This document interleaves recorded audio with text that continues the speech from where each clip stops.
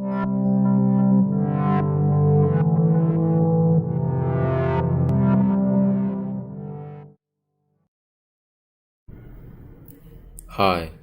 today I'm going to talk about the first step to configure your mail server and what kinds of setup you should know first to make sure implementing the mail server to your environment is going well.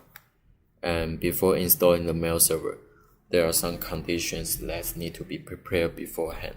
So let me show you. Number 1, static IP. You have to apply static IP from ISP, and it should be separated from the IP address used for users to go to the internet. And number 2, the IP address should be able to reverse lookup into FQDN, which is your mail server host name. And number 3, RBL list. The IP address cannot be blacklisted in the RBL, so you can go to the RBL check website to ensure that. And number 4, the MX and A record of the DNS should be corrected. And number 5, the firewall configurations.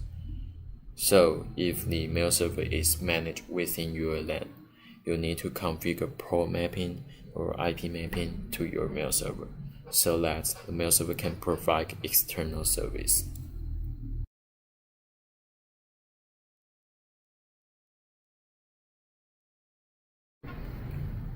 Okay, so let's talk about the configuration of the mail server.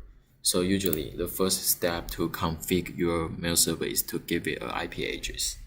So you can go to the system management, network setup, and right here you can give it IP address, subnet mask, and gateway. And also you can set up the DNS address to your mail server right here.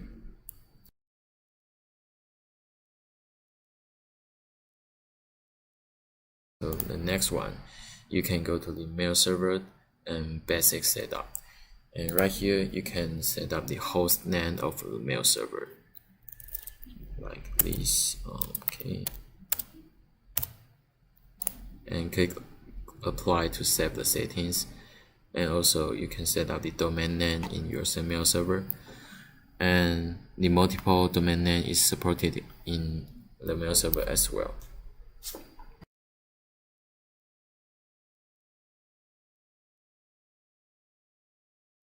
And the next one, you can set the service ports that the mail host will use in the service management, like 888 port for the web mail service, or you can enable the SMTP service to open the 465 port, or enable the POP3S service to open the 995 port for the encrypted mail.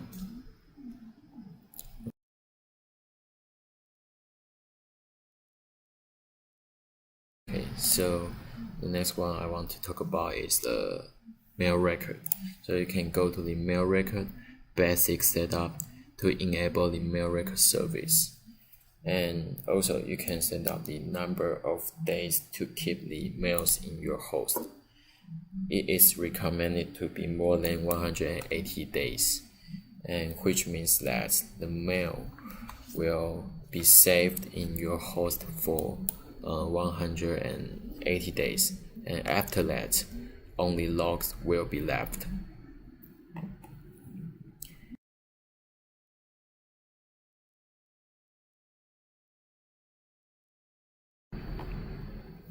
Okay, so the next one is backup settings. So you can go to the system management and system backup.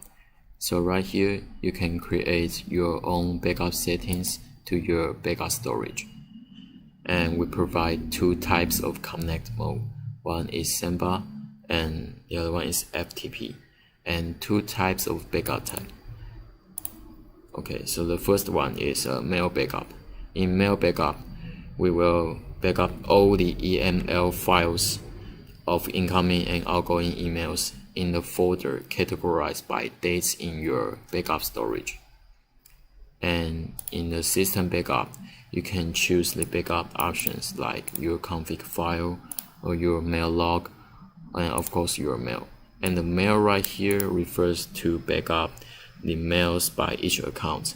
So you can check the emails under each account folder in your backup device. So it's the difference between the mail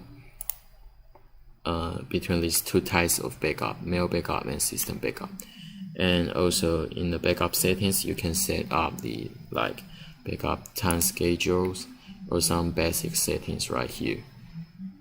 Okay, so all of the above settings and notes are recommended to complete during the setup process, and we hope that you can run the mail servers very well. So thanks for watching.